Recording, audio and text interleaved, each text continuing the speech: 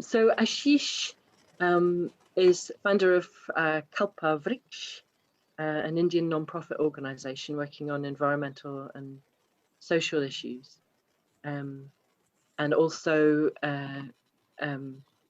started Vilkap Sangnam, which is the national network of an alternatives confluence, and also amongst many other organizations and initiatives that he's been part of, is part of the global tapestry of alternatives.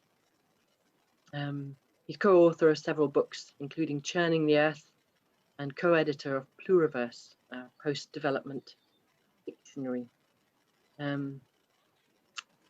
Ashish, thank you so much for bringing this amazing panel of speakers together. We're really, really delighted to have you all here today, and I'm going to hand right over to you to take it from here. Thank you, Eva. Thanks to you and Justin and everybody else for this opportunity to collaborate. I think it's maybe the first public collaboration we're doing between the Grassroots to Global Network and the Global Tapestry of Alternatives. So we're very happy to be able to do this. I think, well, basically this session and the next one, where we are going to hear from people who have worked with the Zapatista autonomous region movement and the Kurdish Rojava movement, are oriented to look at how do we respond to the multiple global crises that we're in. Everybody is focused right now on the pandemic, but of course we also know that along with that there are other global crises of ecological devastation, biodiversity loss, climate crisis, inequality, social injustice, psychological alienation, ill health, etc., etc. One can go on and on about the crises we're all facing. But at the same time also, we're seeing some most amazing responses coming from so-called ordinary people in terms of solidarity, especially, for instance, in the pandemic, the kinds of spontaneous expressions of solidarity that we have seen so many parts of the world. Right now, for instance, in India, which is going through a horrific situation with regard to the pandemic and the criminal negligence of our government in handling it, what's coming out as a silver lining is the tens of thousands of civil society responses to try and help those who are most in need. But also along with that, I think reassertions of, especially in the context of today's session, reassertions of popular democratic power, as in power claimed by people themselves, not power of the elected and the bureaucrats and so on. There is that also. There is, of course, the attempt to try and make governments more accountable in the current situation, for instance, with the whole vaccination apartheid that's going on. But also, I think a lot of rethinking about why should we be so dependent on governments and on corporations, and why should we be willingly handing over our power, which is inherent in us, to elected officials and politicians, whereas in fact we could also be governing or be very core or very central to governing our own lives. So the expressions of radical or direct democracy are also have been emerging for quite some time, and I think right now in this last 1.5 years, this is a search or an exploration that has gained even more urgency. And along with that also, even sort of the redefinitions of power itself, because there's the power to dominate over, the power over, so to speak, which is how normally we think of it in sort of party politics and so on. And then there's the power to or power with, where you can actually share power and do something good for everybody. And it's this sort of redefinition of power, which also I think a lot of movements are exploring and teaching us lessons for. So today we have 3 speakers right now, and then 2 more in the next session, who are going to help us to explore these alternative visions of both power and democracy, and what are the sort of key lessons that we can learn from them as we try and build out of the pandemic crisis, and also in terms of the other global crises we're in. Let me quickly introduce the 3 people we have on the first panel. We have with us my young colleague Shrishtee Bajpai. She also works with the organization that I do, which is Kalpavriksha, and helps to coordinate the national network, which is called Vikalp Sangam or Alternatives Confluence. Is also on the global core team of the Global Tapestry of Alternatives, and helped to start a South Asia network called the Rights of Rivers South Asia. The second person on the panel is Simon Mitambo. Simon is from the Taraka Indigenous people. He's actually a teacher of their ancient wisdom, and also very active with the Earth Jurisprudence Network in Africa, with the African Biodiversity Network. And he helped to found something called SALT, nice name, Simon, which is Society for Alternative Learning and Transformation, and also helps to run a alternative nature-based learning center called the, I think, the Kitino Learning Center. Simon, please correct my pronunciations if I'm getting anything wrong. Our third panelist is Aseem Mishra, also from India. And we especially requested him to be on this because we also wanted to see how attempts at radical democracy could work in urban situations, not just in rural and indigenous people's contexts. So Aseem is an urban planner. He has worked with many civil society organizations, also with government departments. He's currently the program director of an amazing program called the Homes in the City, which I'm sure he will talk about, in the town of Bhuj in Western India, which has some of the most incredible local experiments and explorations going on. So with that, maybe just to also tell the rest of the participants today, we're not going to do the usual 15-20 minute speeches and then Q&A. What we're going to do is I will be asking a set of 3 questions to each of the participants, and they'll each get a short period of time to respond to them. So it's going to be more like a conversation than multiple speeches. So unless there's anything else, let me start off. You are Justin, fine to go? And the 3 speakers, all set?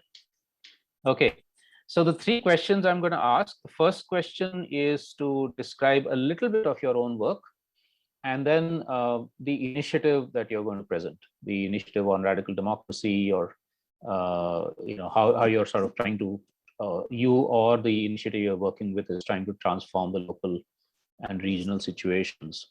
The second question is going to be, what are the key principles emerging from that initiative? And in particular, how are these different from the conventional view or the conventional model of democracy that the Western liberal model of democracy that most of us have adopted in the last few decades?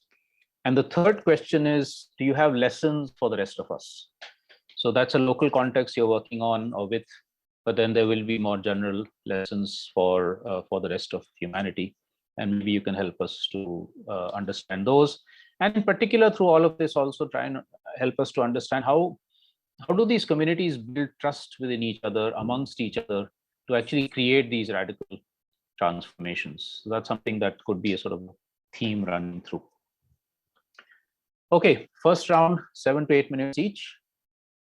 Simon, let's start with you. A little bit about yourself and the initiative that you're working with. Yeah, thank you, Ashish. And I think to answer that question, I want to give my personal story about the kind of personally transformation I've gone to be able to work with my community for the change. And I think my story starts with when I started working with the African Biodiversity Network, which is a regional network of individuals and organizations across 12 African countries. And through this, I had the opportunity to visit many places across Africa and outside Africa, also in the Amazon. And my visit also got me into seeing how the communities, and especially the indigenous communities, were being devastated by the effect of colonialism. I found communities that were very disempowered.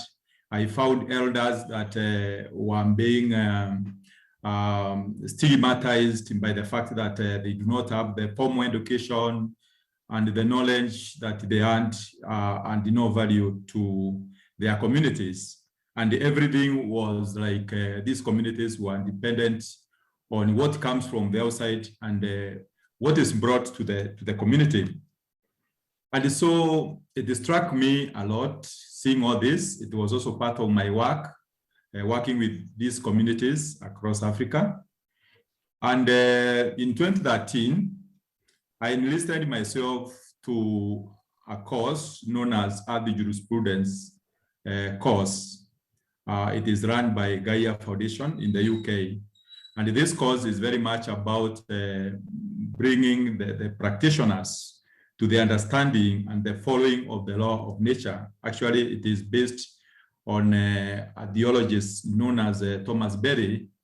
And the whole philosophy is very much about how we can learn also from nature, where nature is the primary text and nature is actually what we can learn from, and also the indigenous traditions. And I think this was also my beginning of transformation, trying also to understand other indigenous culture across Africa, and visiting communities in the Amazon who were also devastated by the same colonialism, and they were trying to weave back their traditions. They were trying to weave back their food system. They were trying to weave back their governance systems. And some of these stories struck me, and I made a deliberate effort to go back to my roots, to my own community, to start a journey of learning now from the community. I knew that I learned a lot, but it was like a journey of unlearning now what I'd learned, and also learning from the community. I met my elders and other ancestral wisdom holders, and I told them the story. I told them the story of the communities, especially in the Amazon, that I found who and similar problems, who and a problem of colonialism. They had lost their language, they had lost their food, they had lost their culture, they had lost their governance system, and they were following the elders to learn from them. I didn't want to impose any idea that I learned to them that this can work for you or it can't work for you, but I just told them a story. And to my surprise, they very much connected with this story. They told me that exactly this is what also is happening within the community. They have also lost their food. They have also lost even time to listen to the elders. The children can only learn from school. No any other thing that they think can be the source of knowledge. And so the story, in fact, one of the elders also cried and said, yeah, I think we have been cheated. And all the knowledge that we know is knowledge that can be very appropriate. And this cry actually became our start of the journey of coming together on monthly basis for community dialogue. We started to dialogue, to be able to start to analyze who are we, where did we come from, what is our story of origin, what has been our language, what has been our food, what has been which journey have we walked all through this, through colonialism and all where we were. And this has found us remember many things through the elders. And through this, we have the communities and even the elders have gotten the space also to speak. Because like I said, they couldn't speak much because they thought they were not educated. They thought that they did not have knowledge because they didn't have Western education form. And so we began to think and to remember, and to the elders to feel empowered and to walk a journey of transformation. And through these community dialogues, we at one time also saying that it's also good to understand our landscape. We remember one time also we drew our maps and calendars trying to understand, is this land the way we see it, the way it was those many years? And we went through a journey of all this, trying to remember, trying to bring back our memories of how it used to be. And through this, it has become very crucial and very critical for the community to take control of its life. All what we have been doing with this community has been trying to see, do we have those traditions that sustained our community for many, many, many years before colonialism even, that we can bring back. And this has been part of where we start now to revive our food system, our indigenous food that were lost. And we were also finding some of the children who are becoming malnourished because they were eating one meal per the whole month. And so it has been a journey of revival, our traditional knowledge, a journey of a revival of our traditional governance system, our journey of revival of our traditional foods, and a journey of revival of our confidence of our elders who were very quiet. And because also we were finding that because of the loss of this traditional governance system, areas, critical ecosystem areas like sacred natural sites were being destroyed. And many people were saying, these laws you talk about, because the customary laws are not written, the elders say they are written in the heart. They said that we don't understand these laws because they are not written. Some of the members who come to the community destroy these places, and these are very critical ecosystem areas. So the elders said, no, we are going to write our laws and take into control of all what we have, so that no one gives an excuse that he or she does not remember these laws. And this got us into beginning to write our customary laws, those that can protect our sacred areas, those that can protect our seed, our indigenous seeds, those that can also protect our knowledge. And we have also been closely working with the county government here in Kenya and also national government to see that these laws are recognized. And we also want to underline that this also was inspired by the fact that in 2017, with support of the Gaia Foundation and the African Biodiversity Network, we lobbied at the African Union to have a resolution 372 passed, and this resolution has been also the basis of what we are doing, because it calls for the recognition of the plurilegal system in African. Within the African Charter, it allows that the indigenous communities and the Africa can also decolonize. It's the legal system. So we took the advantage of doing this kind of a precedent. And this resolution was passed in 2017.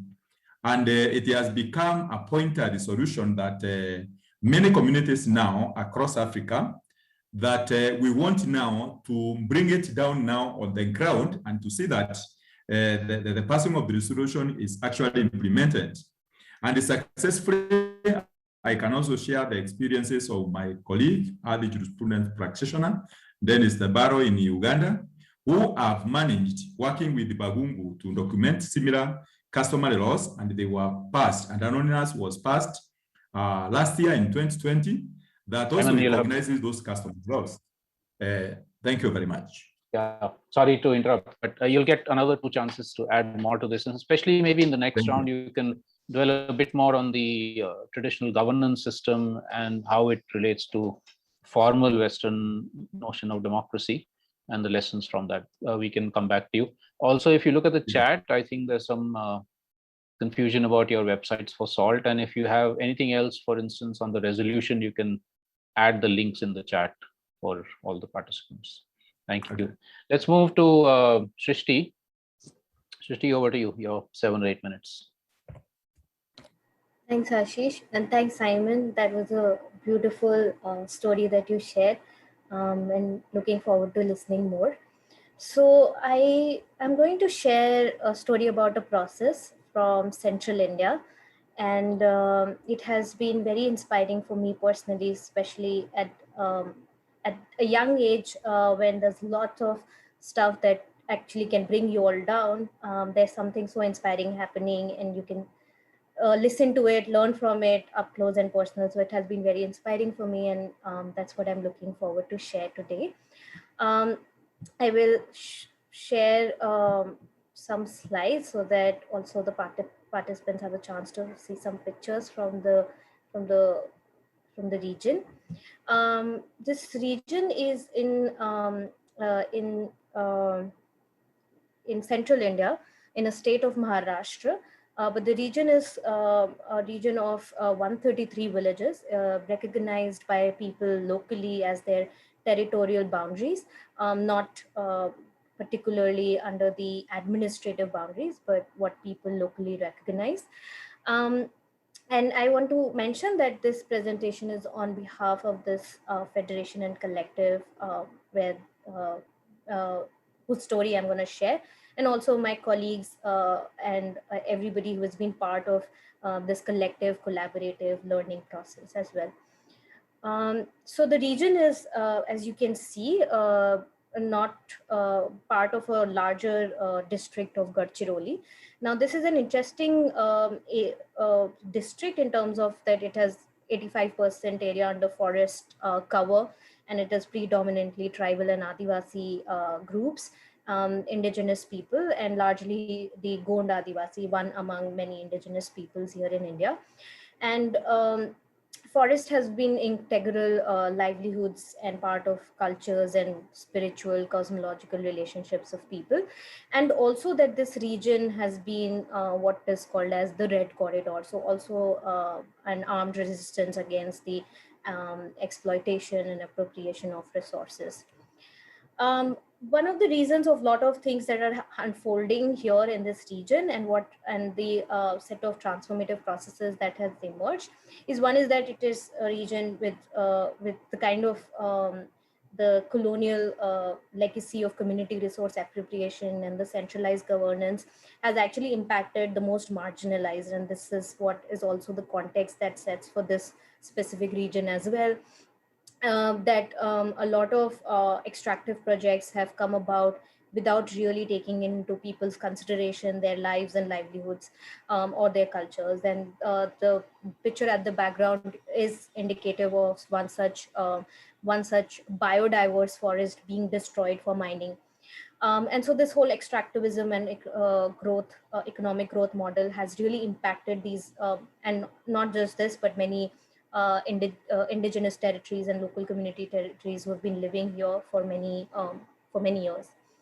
But this region is also very interesting for decades of resistance against these destructive development projects, not just against the Indian state, but also during the British time, a lot of movements of resistance emerged from this region. So it has a very long history of resistance movements and people coming up with really transformative ideas and worldviews through these resistance movements and transformative processes.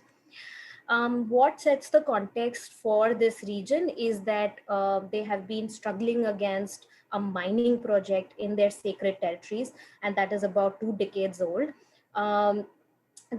These mining projects, state-sponsored mining projects, have been proposed in their sacred and traditional territories. And the other part that is very interesting, which has added to the transformative processes that are unfolding in this region, is the enactment of certain progressive laws. So there's of course a conflict that has emerged that is triggering transformations, and there are certain progressive laws that are also triggering transformations. Would like to explain it how these two very different things are impacting what's happening in this region. But one law that I just want to mention very briefly about, this is an interesting conversation about how progressive laws have triggered transformations, not in terms of being an end of the kind of local democracy we are envisioning, but as a means towards an end. And this act, which is the Forest Rights Act, which was passed in 2006 after many years of resistance of people, of the indigenous peoples and also of other local communities who had been arguing that how the colonial Indian Forest Act has been totally ignorant of people's needs and people's lives. And so we need something that recognizes the rights of the scheduled tribes and other forest dwellers to protect, regenerate, and conserve their community forest resources. And so hence, recognizing the right to ownership, collect, use, and dispose minor forest produce. What is one of the most important aspect was that there's no development project or extractive project that can be imposed on you without a due process. So it cannot be. So there has to be a process of free, prior, informed consent. Now this is an important legislation setting context here. And that's why I briefly wanted to mention. But there are also very interesting things that happened in Kochi. What has really happened is that after that whole resistance process against a mining project in their sacred territories, people realized that resistance is of course very, very important, but they have to collectivize, not just to resist the mining companies, but also to reconceptualize their own governance mechanisms, which is different from the state the state institutional mechanisms. They need to come together to see what really they want to do, how they can do. They can generate local livelihoods. They deliberate on their own. So they started this whole collectivization process of 90 village assemblies in this particular region. And this emerged out of a district level study circle process. Now this region again has a very interesting process of study circles that has been happening for many years, where people would come together, just sit together, listen to each other, listen about their experiences, what's going good, what's going wrong, how they can learn from each other, and just very slow study circle processes that has impacted many other regions also. One very inspiring village also, maybe we can talk about it later, but also triggering other interesting processes. And hence with that whole process, what emerged was called the very large federation, which is the Mahagram Sabha, a federation of 90 village assemblies. And what they started was harvesting and sale of local forest produce, but it has now become so much more than that. This is just one of the pictures of how they've been harvesting their local produce and what they've been doing. What the Shrishtee, we have just more, please, 1 minute or two. Yeah, I will be over in a minute. Yeah. So the two transformative processes that I want to mention about, one is of course the Federation of 90 Village Assemblies, represented by a small executive committee that just holds the process, and they have delegates from each villages of all these 90 villages, who of course take the information from the village to the larger collective and bring back that information. And it has become a very inclusive space of not just indigenous peoples, but also other caste, other communities that are living in this region, and really empowering the local decision making process. And with that has also emerged a women's collective, because they have always been at the forefront of resistance, because their connection with the forest is so intrinsic, but they have never been part of decision-making process, even in the traditional decision-making systems. Hence a collective of women that is trying to work together with this larger collective and taking forward women's issues in these regions. So that is broadly what is happening in this region, and maybe we can get into more aspects of it later into the conversation. Thanks, Shrishtee. Yes, we will be coming back to you at least a couple of times more, so you can certainly add more, especially about the lessons. Aseem, over to you. So first of all, I would like to thank organizers for inviting me to present our work and our experiences here. So I'm associated with a program called Homes in the City, which is a collective initiative of 5 civil society organizations in the city of Bhuj. Bhuj is located in the western part of India and Gujarat. And basically these 5 civil society organizations working prior to 2008, but their work was mostly concentrated in the rural areas. And there was a devastating earthquake in 2001 in Kutch and Bhuj, and where thousands of people died, and they were involved in the process of rehabilitation in the city, and they realized that there was no platform where the citizens can express their views, experiences, and participate in the development of the city. So they have started this program in 2008 with the aim to empowering vulnerable communities, ensuring their participation in the civic governance. So these are the 5 partner organizations. We have 3 technical organizations and 2 social organizations.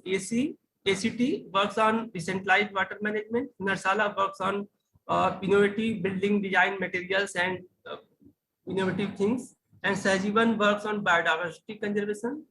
We have Kutch Mahila Vikas Sangathan, who focus on gender justice and equity. And Setu works on decentralized and participatory governance.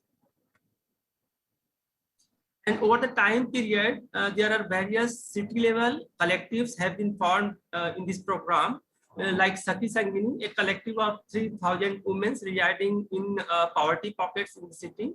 We have JSS, who works on water conservation and rejuvenation of water resources. We have Cattle Rearing Association, who works for welfare of this community. We also have Migrant Workers, Street Vendors, and Female Sex Workers Association. These collectives work at city level, but we also have ward and area level committees. Ward is a lowest unit of the administration in our city. And right now we are working on these 5 thematic areas through the fellowships. We provide fellowships to the partner organizations and as well as people who are willing to contribute for the city but lacks resources. And our partner organizations provide them the technical inputs as well as they help them to link with this the other stakeholders who can help them. So over the time period, we have several demonstrations in the city, like we developed slum sites. We demonstrated how to do the water recharge system, how to recycle the waste materials. So we have lots of demonstration over the time period in the city through these people's collectives. So in the next session, I will tell more about these initiatives.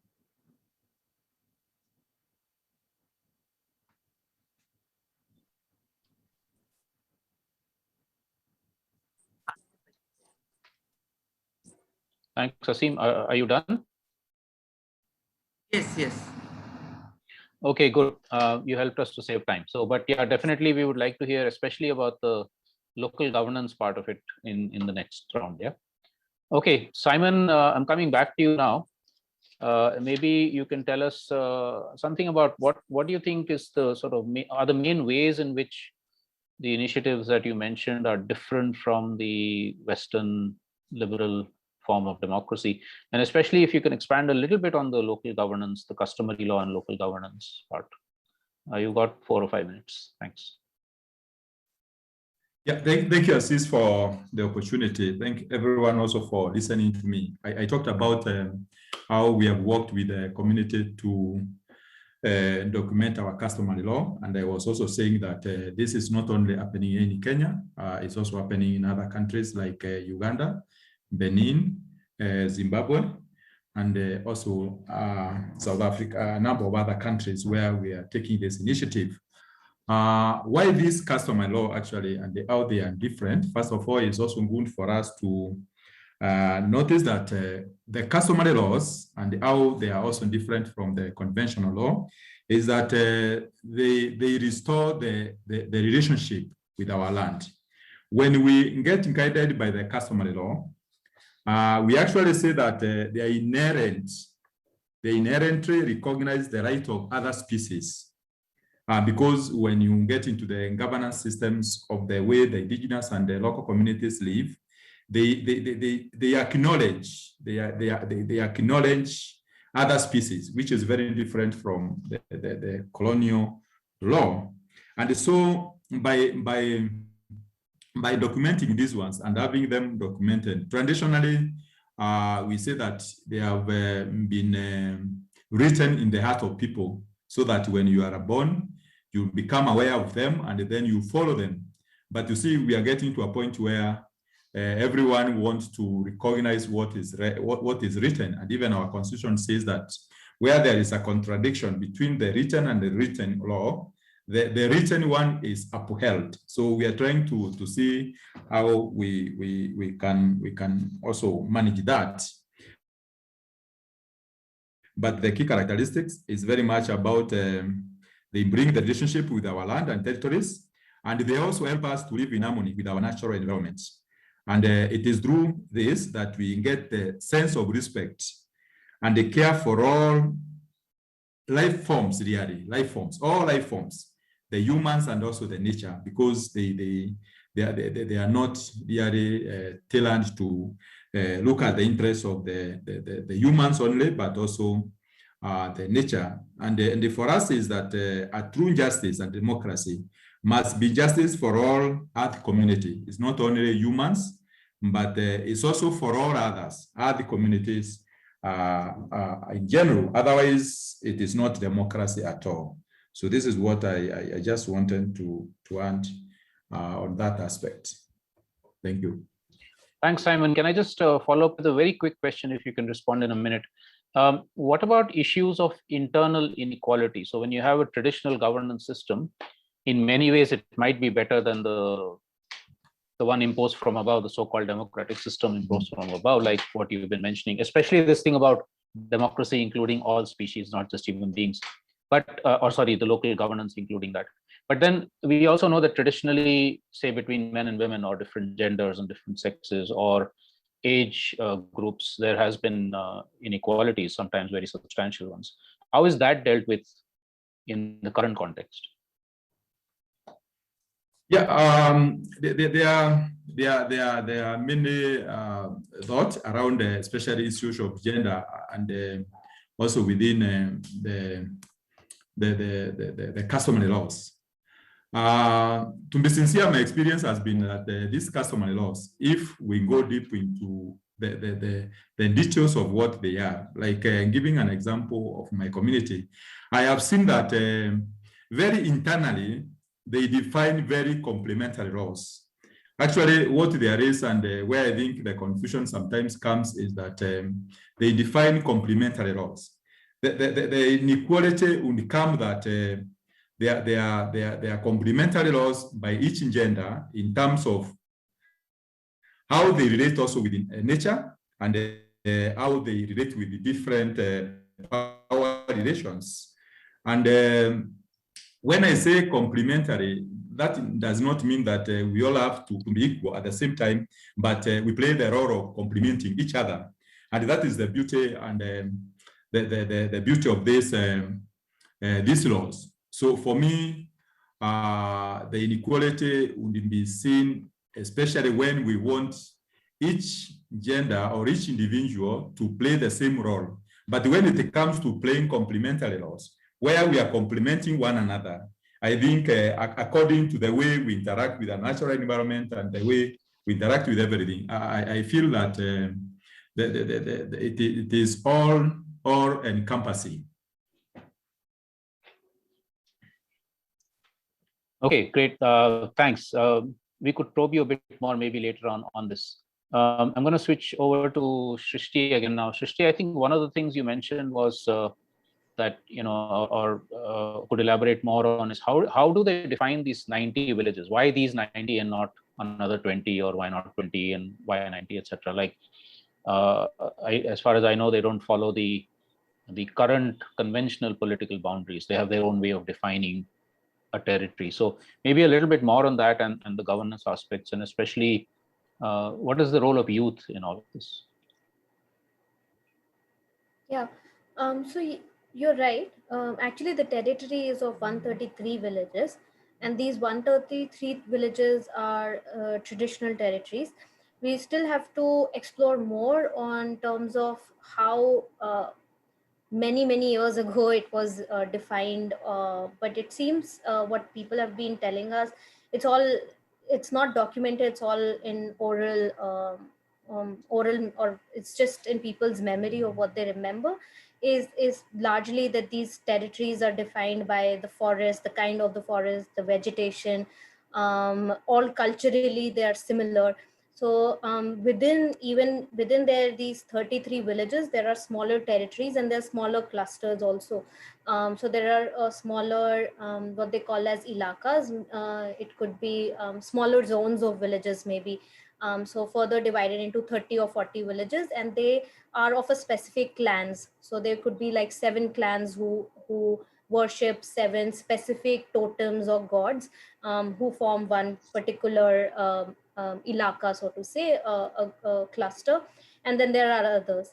And in fact, even in whole of this federation of 90 villages, how they've divided is that they've made 15 clusters of such villages who are closer to their clans, family relationships, or similar totems. And these clusters, smaller villages, actually meet, of 7 to 8 villages, actually meet almost every 15 days to discuss about their issues, what's happening with their forest, if there is any poaching happening, how to stop it, how to manage and do the governance of it.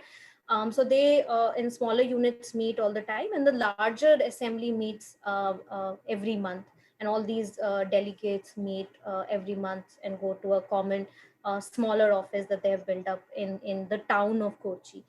How are other people, how are youth, and some also there was a question by Justin of how especially people of other caste, because it's a largely an indigenous region, how people of other caste and women are included, and also how does it impact the power relations. It's a very good question. Youth especially has become a very tricky situation for local people, because there's lot happening outside that is attracting them, and it's very difficult for the elders to retain the younger people in the region. But they're also doing some very interesting thing through cultural practices. And every year they have this something called a yatra, a pilgrimage, which they do to these traditional territories where the mining is proposed. But these yatras have become also a space where they narrate the stories of indigenous heroes, of how they actually did all this, telling about what it really means to be an indigenous person, just restoring a sense of dignity and pride among young people, which they've lost, and retelling them all these stories as to why they're doing this and why it is important. And partly the reason why we as an outsiders are here is also because they wanted us to write down. They don't write things, they're orally doing things. So they wanted somebody from outside to write it down for them, so that whenever young people are disillusioned by the cities and the market outside and decide to come back to the territories, they have something to know how they did all of this. So that's how it's a young people are some young people are finding their spaces, but many are also going out. What has interestingly happened during the pandemic time was that a lot of young people who used to go out to work for certain time period and then come back actually did not go back, because there was so much happening in their villages itself, and they realized how insecure the outside market has been. And so why not to just stay back in their villages, do whatever they have been doing in their territories, rather than going and living in that insecure and vulnerable market outside. As for just the last thing, Ashish, and then I'll stop. um, and for the role of women, again, it has been very, very difficult for many decades, and they're still fighting, because just a simple thing that men don't feel that women can manage accounts, and then women had to tell them that we manage our own federation accounts, so why can't we manage the larger federation accounts? So it is a very they are still fighting that whole battle, but they have come very far in being able to create their own federation, and also find be part of this, not just federation in terms of just being part of it, but also actually actively taking decision, and now training men in managing accounts and managing this larger collective as well. So it is taking time to see how equal they are.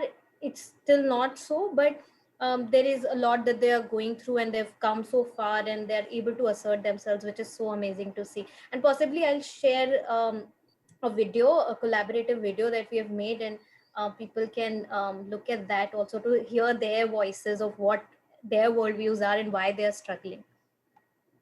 Yeah, thanks, Shrishtee. Please put that in the chat, because I'm sure a lot of people would be interested. Aseem, back to you, and maybe if you can go a little bit further into the local governance, the area and the ward structure, because we know that in a city it's difficult. An individual village may be able to self-govern much more easily than a neighborhood in a city, which is, because it's it's embedded so much more in a complex way in the city. So how does that get worked out in Bhuj? So basically, for the small cities like Bhuj have only 0.2 million population. We don't have any mandate by the government, and there is no resolution for making ward committees and area sabhas. So there was two amendment introduced by the parliament in 1992, 73rd and 74th amendment. 73rd was for rural areas, and 74 was for urban areas. But this amendment itself, it is not inclusionary, because it's separated cities in two categories: above the 3 lakh population and below the 3 lakh population. So Bhuj, there are several cities, thousands of cities in India falls under this below the 3 lakh category, and they don't have any mandate by the government to sorry, Aseem, just to explain to everybody, 3 lakhs in India is 300,000. Go on. Right, 300 or 0.3 million. Yeah.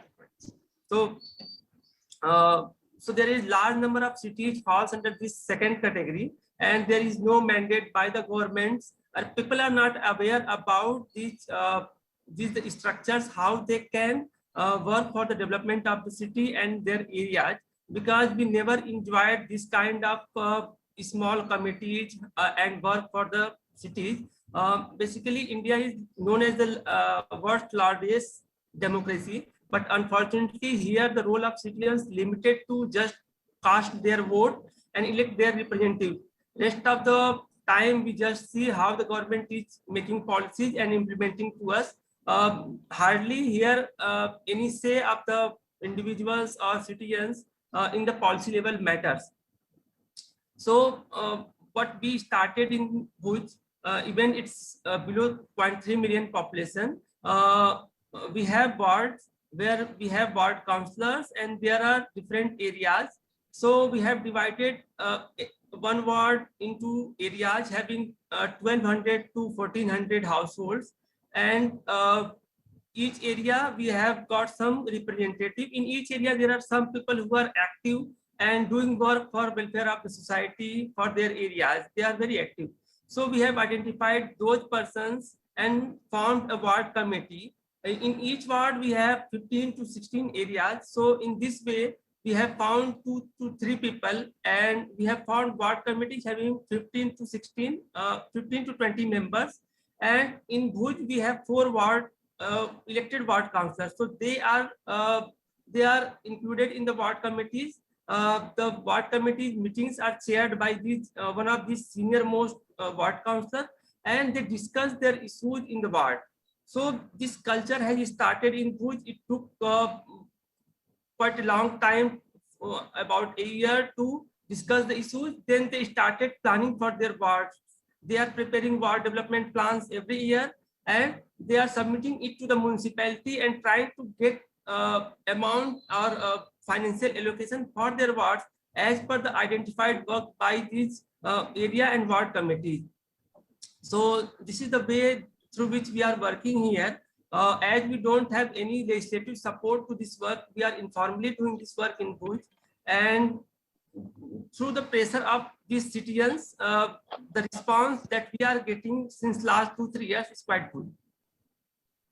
And Aseem, just a quick word from you, a minute maybe, on how the most marginalized sections of the city are also, there is an attempt to empower them to be part of this local governance, right? The pastoralists, the street vendors, the women and girls, sex workers, etc. So maybe just a minute on that.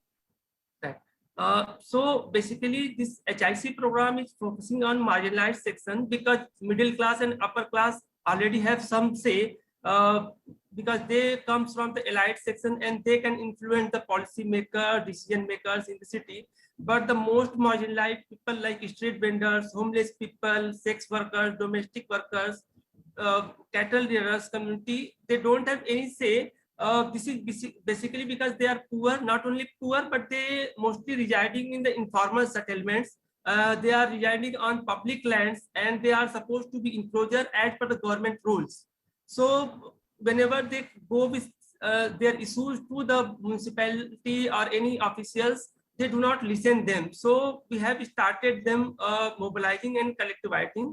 Even it was quite difficult to collectivize all these communities on one aspect. So we have decided to make the collectives issue wise. So there is street vendors association, there is cattle rearing association, there is association of migrant laborers, and initial 2-3 years we just invested our time to train them through the capacity building program, exposure outside, linking them with other civil society organizations and national and international level networks working on the similar issues.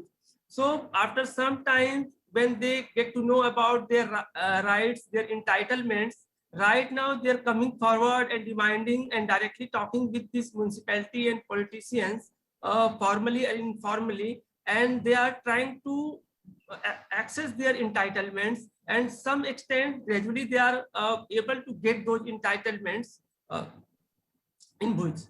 So if possible, I will give 1 or 2 examples. Yeah, maybe you can do that in the last round, Aseem. So Okay. we'll just have another quick round and then we'll open it up for questions. Simon, back to you. And do you have like any thoughts on what are sort of general principles emerging from the initiatives that you spoke about, which could be maybe more generally applicable? One of the things we always say is that we're not into replicating. We're also not into upscaling a single example becoming bigger and bigger and bigger. That's a very corporate or government model. But outscaling, which is to say you learn the principles or the processes and things that that have worked in an area and then apply them elsewhere. So what can you maybe name 2 or 3 or 4 sort of key principles emerging from your initiatives? Yeah, thank you, Ashish. I think one of the principles that has come through is a principle of diversity, having diversity. When we look at the way the customary laws work and the way the indigenous communities work, we work with the diversities. And one of the lessons is that it is within these diversities that we can have resilience. The resilience is very much about having diversities. And through this journey for working with my community, for example, and reviving the traditional governance system is a question of empowering it. And I think what I've seen also, there is a whole principle of volunteerism. Because when the community is given the opportunity to take control of their life and livelihoods, I think they feel more responsible and they can volunteer and they can move things forward. And the whole thing of legal system is also to say that ruling the world with the one particular way of legal arrangement is also can also be very disastrous. So it's also it's a lesson for other areas also to introduce the whole issue of legalism, because we have diversity of ideas and governance systems within our countries and the communities. Maybe let me stop at that for now. Thanks, Simon. Absolutely important. I think this what tends to happen, of course, is just like development has been imposed as a singular homogeneous notion all over the world. Sometimes that can also happen with the alternatives. We say, okay, this is the alternative that has to work all across the world. We have to be able to respect diversity, cultural, economic, political, social diversity, and of course, ecological. Shrishtee, from you, key lessons. Yeah, I just want to show what we call as flower of transformation. And what you were saying, Ashish, about the whole cultural, economic, and political democracy, I think the Kochi example in many ways is striving towards that holistic sort of transformation, starting from the whole direct and delegated democracy. I think for personally, and also for many of us who've been part of learning and engaging with this process, have felt that how consciously people decided not to engage into party politics and remain a political pressure group was very interesting and a very powerful decision that they took, that they never wanted to engage in any party politics or discussions on that. The whole consensus-based decision-making model, which emerged out of the lot of discussions that happened at the study circles and also experiments on it, local governance and reviving the whole traditional governance also. So not rejecting the modern ideas in some ways, and having those the local traditional systems, experimenting with those, and also creating a hybrid and a robust mechanism is something very interesting that we are seeing. And also the whole feminizing of the direct democracy processes. So it's no more, it's challenging the root of patriarchal societies and trying to change it and have a more slower, more caring, more very different kind of a version of democracy that we usually see or we are surrounded with. And I think very closely related to that is the whole social well-being and justice aspect that I was already mentioning, of how it's not just about indigenous peoples in the region, but it is about so many more other communities that are usually not finding space in the decision-making processes. And the whole cultural diversity part of retelling the local story. And one interesting aspect is that the people have let all the ideologies influence their processes and yet not become about any one ideology. So it is letting everything come their way, but doing things their own way and whatever they feel is most appropriate for them. And of course, the whole economic democracy aspect has been very, very interesting and also very powerful, which is, of course, they're dependent in many ways on the outside market, but they've done so much more to localize their economy.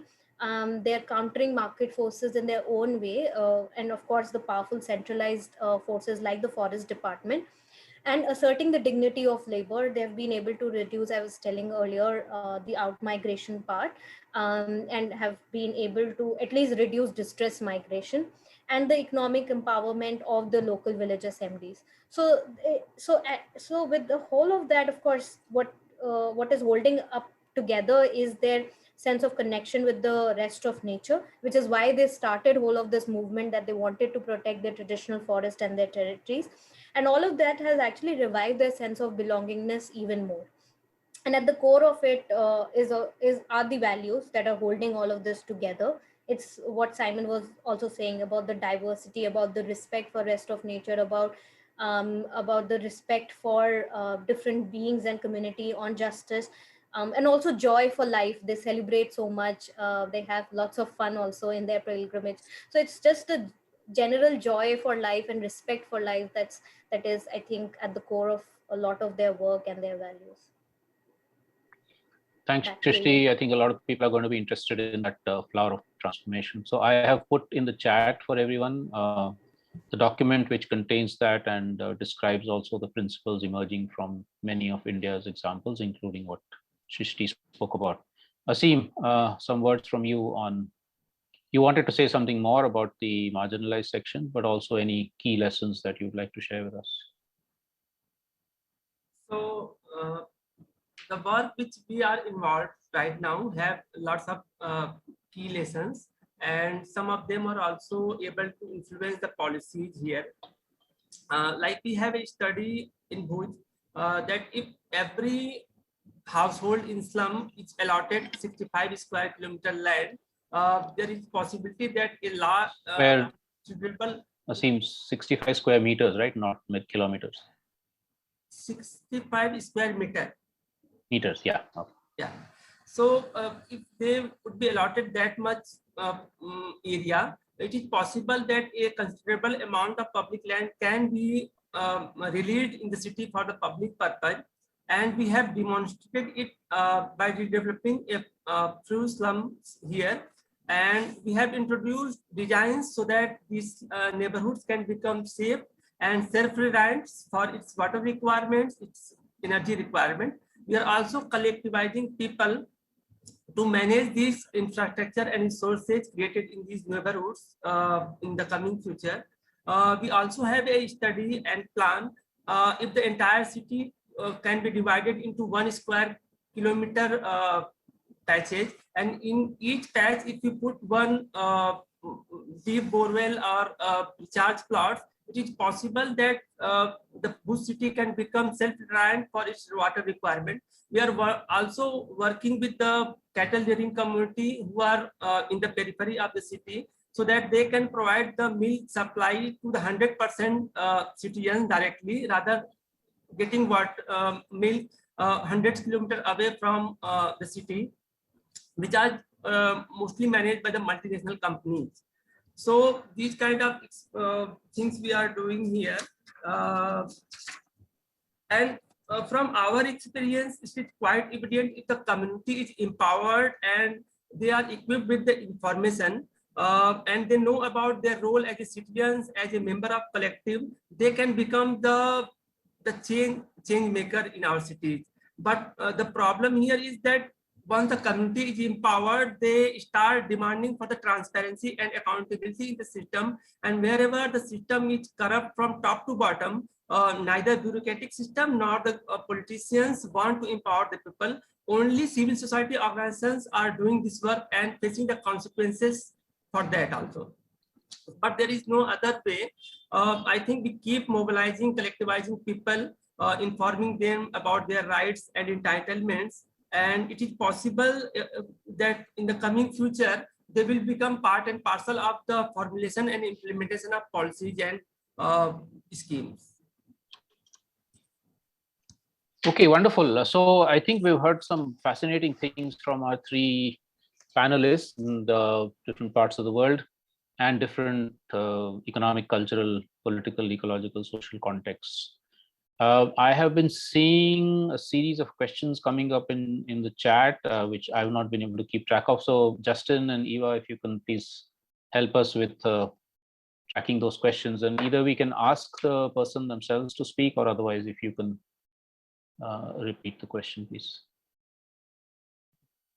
I've got a note of questions without the names of people next to them. So I guess if whatever I'm reading out isn't enough, then maybe the person can pipe up and add any detail.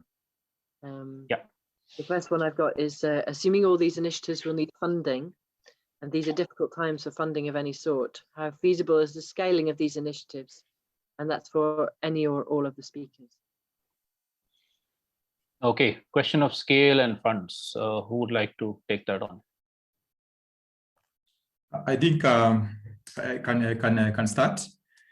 Yes, please go. Yeah, I want to appreciate the question and say that is a good one. We all understand that we are constrained by funding, but the example of the journey I worked with in my community. Sorry, Simon, just a minute. Sorry, I think the interpreter is. Tita, are you okay now with the pace? Okay, go on, Simon. Okay, thank you very much. I was just appreciating the question and saying that it is very understandable that we are all constrained by the funding, and most of these initiatives, in fact, are very much poorly funded. We receive very little money from funders. But also what I wanted to say, using my example, is that when we work with these ways of knowing, we are giving communities a space to take charge of their lives and livelihoods. And this is what sometimes lacks when we bring projects to communities.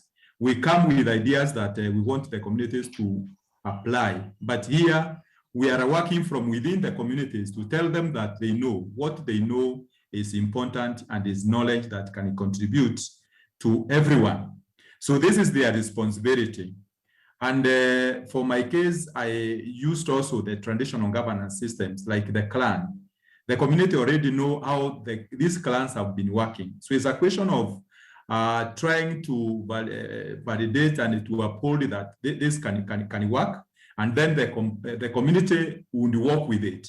So my experience has been there are areas the communities can do very well voluntarily without money, but also as the process goes on. For example, like now when we are talking of documenting our customer values and lobbying the government to recognize them, these are things that require money. So it's a question of trying to understand this does not necessarily require money at this level. The community can also do it, but this also require money. So the money that comes in is money that is very critical and very necessary, and also maybe also very limited. It's not that money that would do everything that we all want to do. So that would be my stab on that question. And it becomes very easy again also to spread it, because I gave an example of sharing a story. A story does not impose, but people connect with the story. You reflect through the story to see how your situation come in that. So the communities, when they hear a story of another community that is also challenged by the same, and they resonate with it, the thing is that nothing is being imposed, and they can pick from there, and they can run the process within their governance system. Thank you. Thanks, Simon. So I think another important principle is the autonomy, the ability to be able to take decisions without, I mean, influences will always be there, but without imposition from above. That's crucial. And also, I think what you're saying is important, that a lot of things can happen without money, but there will also be some things that can't, at least in the current system. So you do need money, but then too much money can also sometimes create a problem, just like too little can. So that's what I'm learning from what you just said. Shrishtee and Aseem, you want to say anything about the funding and scale issue? Yeah, I can add about both. So funding, again, I think similarly here in India, this is completely done autonomously by people. They don't have any funding, neither do they want any funding that way. And whatever they have been generating, they have been generating through the local processes of doing of auctioning their minor forest produce, generating livelihoods for it, and then each village assembly would contribute a very small amount for the larger collective, so that the basic functions of some volunteers to be able to do that work of holding the process is funded for. What has happened during the last 1 year, when the COVID situation happened, and when these village assemblies were empowered enough to take care of themselves and also of the people who were coming from outside, the district administration had freeze their accounts, and they were unable to use the money that was that they had collected. This has complicated a little bit of their local situation, not little bit, quite a bit, and they've already approached the High Court against this. And that's the time when they need some support from the outside, and thankfully some local groups have been able to generate funds autonomously and have been supporting volunteers to take forward the work. But when people from the ground are able to do things by themselves, the state and the administration doesn't like that. One is that, and the other is about the scale. I think what it has been able to do is to inspire other regions. I think they cannot really expand more than say 90 or 133 villages, because that's their territory, that's how they work, and that's how much they can manage. What they've been actually doing, which is through their study circle process, is that the activists from here, the local people from here, go and visit the other regions that are facing similar problems and struggles, and tell about their experiences to them. And from that, whatever support and help that can be needed, they will provide for, but not necessarily including them into this larger collective. Their collective is only for 90 villages, possibly just sharing their ideas and examples with the others, and people can design whatever they want to design in their own regions based on whatever they feel relevant or needed for. But that is what is enabling that exchange to happen. Okay, thanks. Aseem, anything different you want to add? Because then there are many other questions. Yes, funding was not constrained for us because we are working in a network here. But since when last year when Indian government came with the amendment in the Foreign Contribution Regulation Act, it's against the working with the networks. It's promote the individual basis working, and that's why we are facing problem right now. Regarding the scaling up of the work, as a civil society organization, we can just demonstrate the ideal things, but it's the policy level matters that government should replicate it at the larger scale. As a civil society organization, we cannot make changes at the larger scale until or unless government should support through their policies and provide the essential fund to replicate those kind of practices. I think decentralization is the best way to do this work, but government never wants to do this because it's against the concept of capitalism. If the decentralization happen, local people will be engaged in the managing of the local resources. They will have their own governance system. They will manage the city in their own way. Then there is the scope for intervening from the outside. Large corporate houses will be very limited. So the government like India, it's fully supported by and run on behalf of the corporate houses. So it is quite difficult. I don't think what is the way out. Yeah, thanks, Aseem. But I think from that, while we might want and expect the policy shifts are unlikely to come, at least not very progressive ones. So we'll have to keep fighting for more processes like yours, and horizontally try and spread them as much as possible. Okay, Justin. Eva, next question. So there's a question, particularly for Shrishtee, about how, if you say something about the study circles and how these were planned and run, and maybe you could connect that question about the study circles with a chat that's been happening about the ancestors and elders and how those are included, how we ensure we include the experience of the ancestors and elders and also of the youth, how we include everybody's experience. Intergenerational transmission also. Yeah, Shrishtee. Yeah, thanks for the question. So the study circle process actually began about what I was mentioning earlier. Hadn't had the chance to talk about a village called Menda Leka that has been very inspiring and has led to other things, led to many other transformations to happen. But 30 years ago actually spoke about that we elect our governments in Mumbai and Delhi, but in our village we are the government. And with that kind of a worldview and a philosophy, also started something called study circles. The idea of study circle was that usually these laws and policies that are so-called for the benefit of people never really reach people. There's very little space for people to talk about their experiences of what they did, how they did. And so this village started that process within their village of study circles. And with people realizing how good and how informative and how useful these circles were, it somehow expanded to the entire district. And in the entire district, sometimes it's very large study circle, a lot of villages or administrative units come together, and they're also divided, and they are also very small based on their own specific regions also, sometimes only to few clusters of just 7 to 8 villages. So it just through that the whole process began from this one village of sharing about their experiences, about laws, etc. And now it has gone so much more bigger, and everybody is doing this because it is so useful. The sharing of knowledge, I think spaces like study circles or village assemblies when coming together, or this federation when coming together, a lot of that sharing of knowledge and experiences happen, especially during these pilgrimages that I was talking about earlier, that they have specifically, earlier they were just about, people coming together doing certain ceremonies that they have been doing it for a very long time.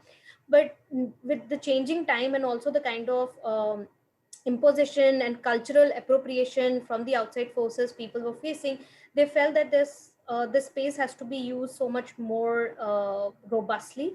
And so the whole narration of different stories of what it really means to be what I was saying earlier, what it means to be Adivasi. So what they're called as Gond Adivasis, but that's not really the name that they call themselves from. They used to use the word Koya, which basically means human being. And now many young people don't really know what this, that they were not called Gonds, they were called something else. So things like these little things, and also a lot of other things, they're losing their languages, names and all of that. So these are cultural spaces that people are using to reassert their sense of belongingness, and also do that intergenerational knowledge sharing, and bringing in and involving more young people. Thanks. And in fact, in Kutch, and maybe Aseem can share something later on that, there are 3 or 4 very interesting new learning initiatives which are intergenerational transmission of knowledge on architecture, on music, on crafts, and so on. So I think there's quite a few of those in many parts of the world, which are trying to reenact, but not necessarily exactly in the traditional way, in the current context, those sort of intergenerational transmissions. Justin, we have time maybe for one more question. Is there another that you would like to flag? There's lots more. I guess there's one that maybe this would be good for Simon, which is Vasna just commented on the internet being quite an unequal place, in that some of us are here and many people aren't on the internet, aren't in that divide. And in that context, theatre and oral radio and other approaches may be better ways of communicating. Do you have experience of that in Kenya, of using other approaches, or how do we bridge this divide when we're organizing, and particularly over the COVID period, I guess?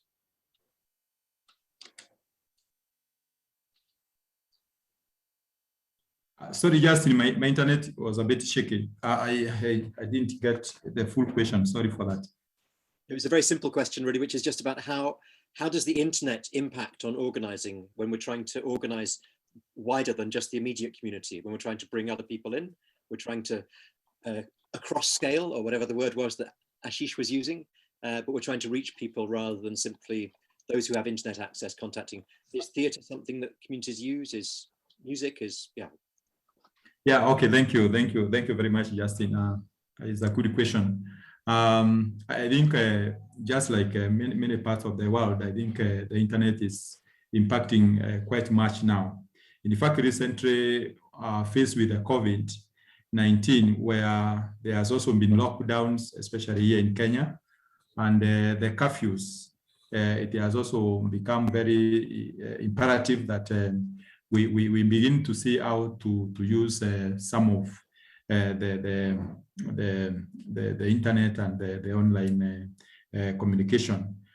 We have and what we call virtual dialogues, where, because not many people who might be able to travel are trying to use like Facebook, for example, to highlight the dialogue, and the people who are very far can follow, and they can also contribute.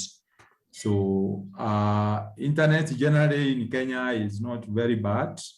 In many cases, even in the rural areas, it is working. And a few number of families also are able to use either the young people to also access the information. And we have also been using this together with the other methods. Thank you. Thanks, Simon. I think this is really important, is how do we mix different communication and outreach approaches. One of the things in India, of course, the internet is also quite widespread, but community radio is something that has come up in a big way. I think we have more than 150 community radio stations now in different parts of India, and at least many of them are controlled by the community, and that provides a very important space for audio and for getting messages out. But there's a whole bunch of other things also, including, of course, as you said, just in theater, music, all the traditional communication means which shouldn't get pushed out because the internet and social media is now so dominant. So I think with that, we still have 3 or 4 minutes. I just wanted to give just any of the panelists have any last words of wisdom to share. Let's start, let's do the reverse. Aseem, first from you. So right now we are focusing on how to empower these collectives, because these collectives are very efficient in working with the community. During the COVID pandemic, we know that these poor people are mostly involved in the informal sector. And during the lockdown, every activity was stopped and they are hand to mouth. Even they don't have food to eat for the next day. So through these community collectives and their members, it was very efficient. They don't have internet connection. Most of them don't have use these Android phones. So we have internet connectivity, but the poor people are not able to access those kind of devices or this kind of facility. During the pandemic, they directly connected with us. They called us. They were very efficient to identify the actual beneficiaries who need medical assistance, who need food assistance, and whatever they need. They were just informing us. It was very easy for the civil society organization to reach the needy peoples. So we are working with them, trying to empower them more by equipping the information and genuine knowledge. Thanks, Aseem. Shrishtee, any last words from you? Yeah, I want to share something that an elder shared with us when we asked them why they're resisting against a mining project and why they're doing all of this. And he said that if the government and the corporation pushes us out from this land, we can go to a city. Our individual community gods can also go. But what happens to the forest spirits here? What happens to the animals, to the insects, to the birds living in this forest? And we are fighting for them, and that is why our struggle is so important. So I think that is what beautifully captures what they're doing, because it's not just about their territories, their lands and their farmlands, but it is about that whole region, and it's all about those creatures. And that is what the liberal democracy has forgotten about, that it is not just about humans, it's about more than humans too. And possibly we can bring more than humans into our conceptualizations about democracy as well. Absolutely. And I think Simon was also talking about how all other species are part of the local governance, traditional governance system. In fact, all across the world, we have such a pluriverse of ideologies, worldviews, concepts where like Ubuntu and Buen Vivir, and I'm sure that Simon can talk about many others in Africa, Swaraj here, and so many others, which are really, it's about the community of life, not just human beings. Simon, any last message from you, and then we will move towards closing. Yeah, just wanted to make an observation that this process of getting the communities to assert their right to decision making is not a very easy process. It's a process of building trust among the communities and working together and dialoguing, and it can take time. But I think from the examples we have here in Africa is that it can slowly work, and it can offer the alternative to the industrial kind of governance, and even the crisis that we are facing is actually a sure way of building the alternative. But it's not straightforward. It is a complex process, and we have to be part of the process so that we can also be part of the change that we want to see. Thank you. Thank you very much. Thanks to the three panelists. This has been fascinating. We could probably go on for hours more with this kind of discussion and go much deeper and wider. But we are in a world which is unfortunately time constrained. So we will have to end now. For all of you who are still here with us, thank you for being around, and please do join us in the next session, which is about an hour and a half from now, where we will listen to the equally fascinating Zapatista and Kurdish examples of autonomous governance and radical democracy. Justin, Eva, over to you. Any final thoughts? And if anybody would like to stay on for another 5 or 10 minutes, we can continue the interaction with the three speakers. But formally, we will close the session as soon as Justin and Eva declare it so. So if you're leaving, if you want to say goodbye, open your mic and say goodbye and thank you, then you're very welcome, and we'll be ending. Thank you, everybody, and thanks for such a wonderful session. Thank you so much. Thank you. Thank you. Thank So you. inspiring. Wonderful. Thank you. Thank you. Goodbye. Thanks for being here. Thank you. And Kothari to Simon.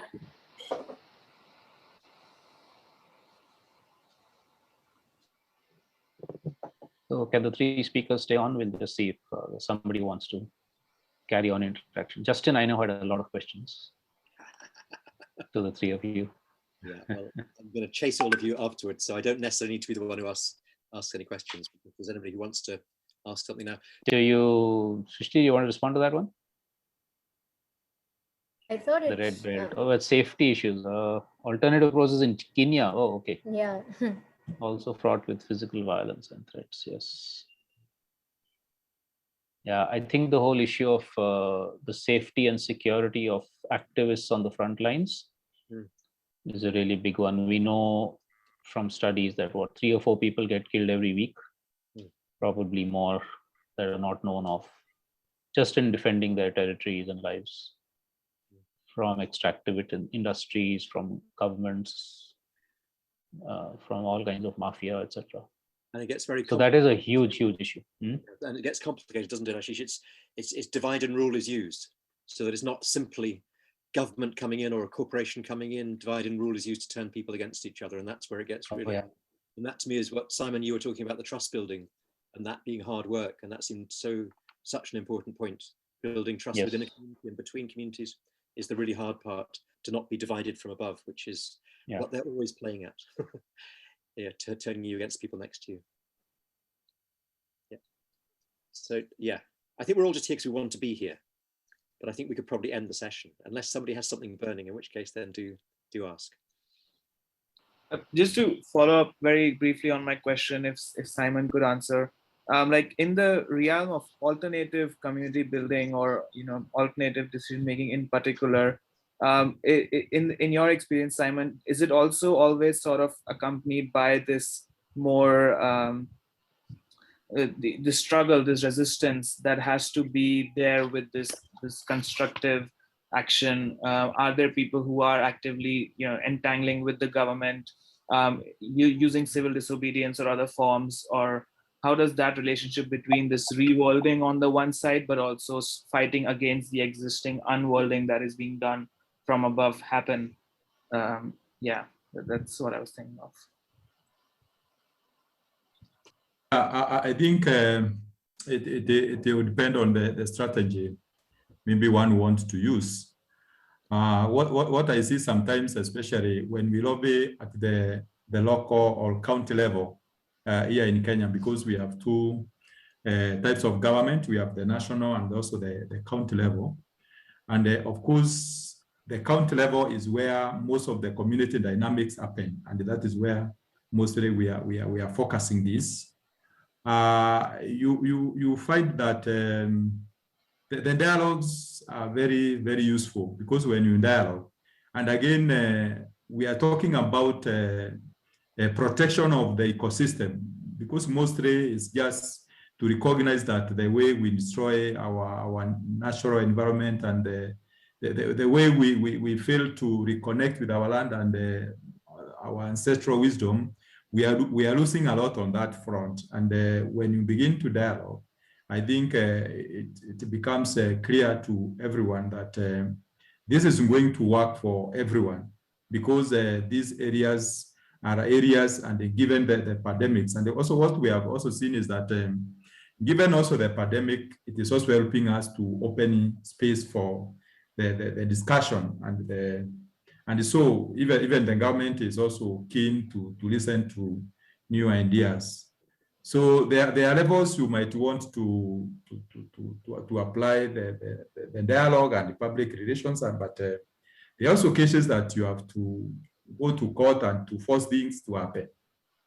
It depends on the situation, probably, for me.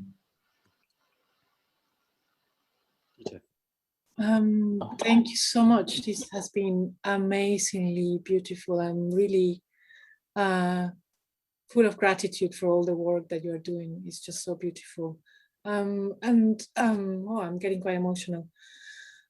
So one thing that has been really shining for me during these days, and particularly today, is the importance of that connection that you were speaking about with nature and with our ancestors. And I really love what you said about how that's written in our heart. I think it was Shrishtee or Simon, I don't remember, how it's not in a book, it's really written in our hearts, and as we are born, it's just there.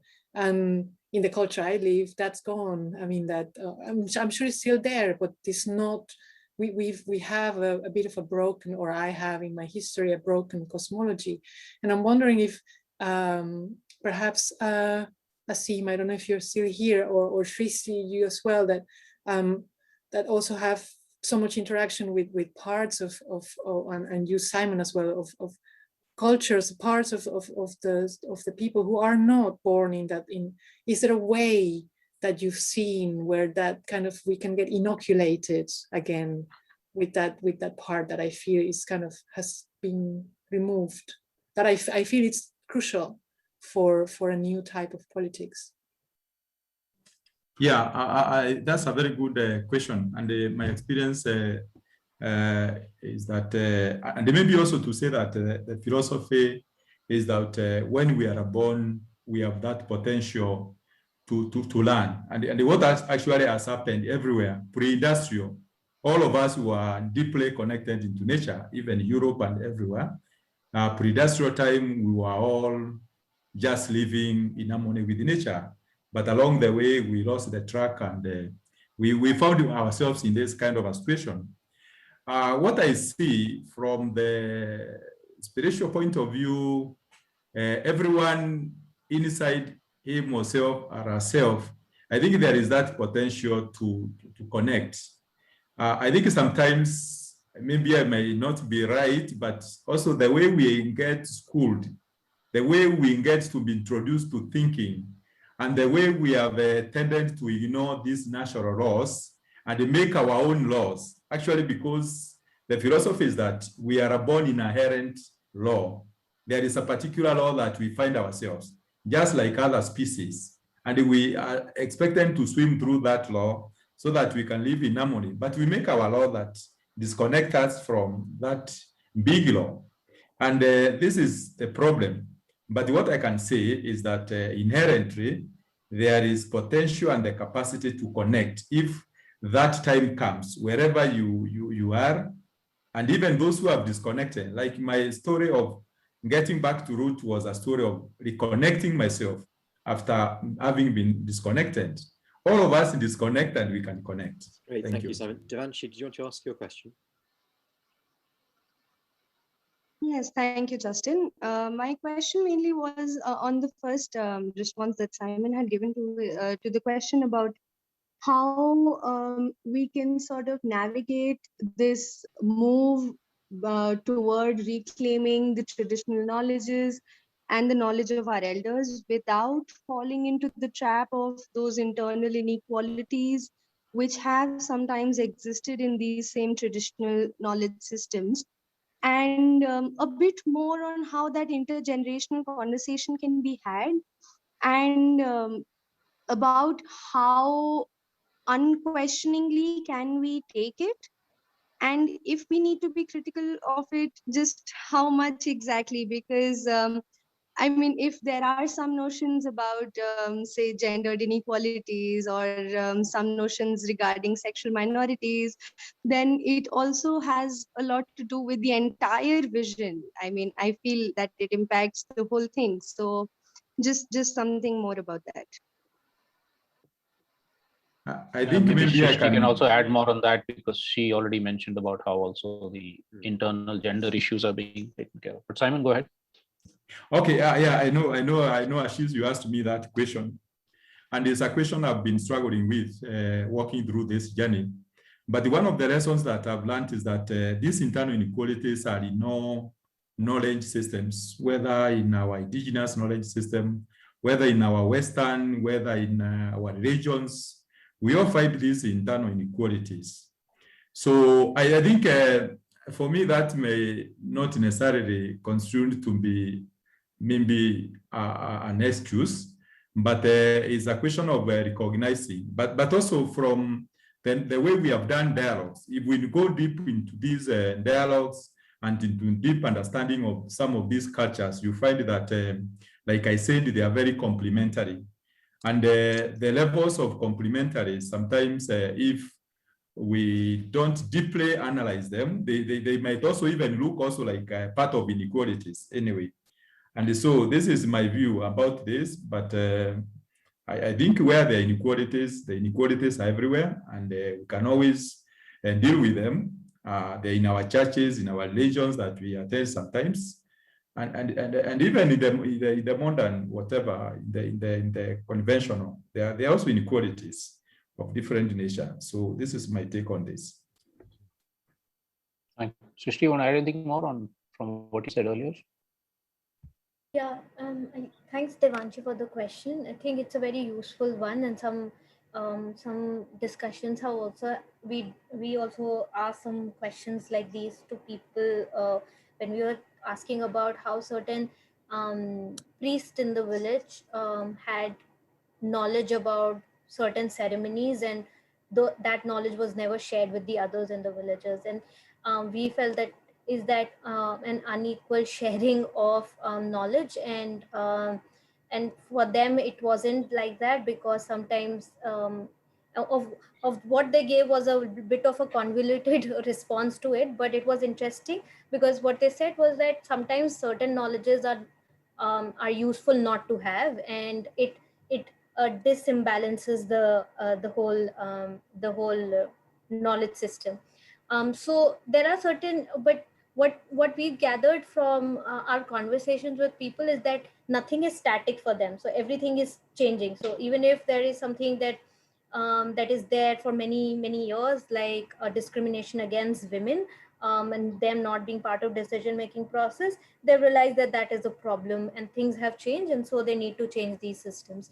So nothing is really set for them that way, that it cannot be changed, and they're transforming themselves and changing themselves, and things that they have with years of work realize that okay, this is not working for them, and this must be questioned within the traditional systems, like how they also used to treat women during their periods, and all of those systems, they're beginning to question that and change that.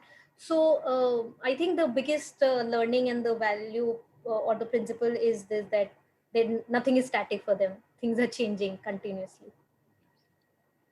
Great. Eva, do you have a point? Eva had something to. Yes, yeah, if nobody else is queuing. Yeah, I mean, I think that's one of the kind of really core questions that we're asking in this whole week is how do we acknowledge and respect the diversity that is between our ways of doing things, and yet find some things that can connect us, that we can agree on. And I was wondering whether that principle of equal value of every human life and every other species would be something that could say, yeah, okay, we might have different roles, we might be leading at different times, we might, you know, that equality might play out in our communities in ways that look quite different, but we really acknowledge the value of every person, the value of our environment, and the need for all of that to have a voice. So that was a kind of wondering, and I guess I've also got a question. No, I'll leave it at that. There's so many questions, and we probably need a break before the next session. Yeah. Thank you all so much. That was absolutely wonderful. Thanks. Really Yeah. Just hopefully see you in an hour and a quarter. Yeah, this has been fantastic. I think what you said at the end, Eva, also is, I mean, you know, the whole social and solidarity economy stuff that's happening in Europe, because I'm seeing Nadia with us, is also kind of trying to push for that, right? I mean, the recognition of economies beyond the money, the monetary, the caring and the sharing, the women's invisibilized role, the role of elders with children and grandchildren. I mean, there's so much that is under the sort of more visible economy that is so much more important. And it's when you value every life equal that you start recognizing that. So, Nadia, a quick word from you on that? And then we must end because we have another session coming up.